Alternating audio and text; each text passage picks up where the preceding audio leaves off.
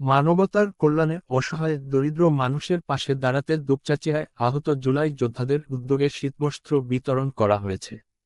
শুক্রবার 5ই ডিসেম্বর বিকেলে হাটসাজাপুর এলাকায় এক আলোচনা সভা শেষে 100 জন শীতার্ত মানুষের হাতে কম্বল তুলে দেন সংগঠনের নেতৃবৃন্দ।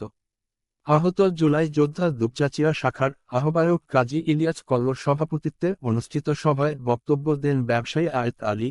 আহত জুলাই যোদ্ধার সিনিয়র যুগ্ম আহ্বায়ক মোখলেছার রহমান বাবু, যুগ্ম সদস্য সচিব উজ্জ্বল হোসেন প্রামাণিক, সদস্য আরাফাত হোসেন, সাব্বির, মামুনুর রশিদ প্রমুখ। বক্তারা বলেন, সমাজের সুবিধাবঞ্চিত মানুষের পাশে দাঁড়ানোই আহত জুলাই যোদ্ধাদের মানবিক অঙ্গীকার। আগামীতেও অসহায় মানুষের জন্য এমন সেবামূলক কর্মকাণ্ড অব্যাহত থাকবে বলে তারা জানান। আলোচনা শেষে শীতার্তদের হাতে কম্বল তুলে দেওয়া হয়। উপস্থিত স্থানীয়রা এমন মানবিক উদ্যোগের প্রশংসা করেন। প্রথমে আজকের এই কোরআন তেলাওয়াত করবেন মোহাম্মদ হাসিন আলী, তাকে কোরআন তেলাওয়াত করার জন্য।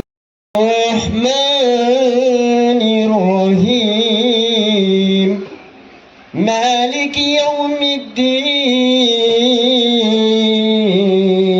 সালের জুলাই মাসে আমাদের সারা বাংলাদেশের অনেক ভাই বোন নিজের শরীরে তাজা রক্ত ঢেলে বুক পাতিয়ে এই বাংলাদেশের গণতন্ত্র এখন এই 24 সালে যে যুদ্ধ হয়েছে, যুদ্ধ হয়ে দেশ স্বাধীন হয়েছে, আসলে প্রত্যেকটা যতগুলা লোক মারা গেছে এরা তরুতাজা প্রাণ, তরুতাজা মায়ের সন্তান। এই মায়ের সন্তানেরা জীবন দিয়ে গেছেন। কার জন্য দিয়ে গেছেন? দেশের জন্য দিয়ে গেছেন। আসসালামু আলাইকুম। তার সংক্ষিপ্ত বক্তব্য দেওয়ার জন্য বিশেষভাবে অনুরোধ করছি। করব আমি আমার সাধ্যের মধ্যে দিয়ে আমি চেষ্টা করব গরিবদের মাঝে আমি বিতরণ করব, যেটাই পারি না কেন। আমি এক মুঠ চাল হলে আমি গরিবের মাঝে দিব।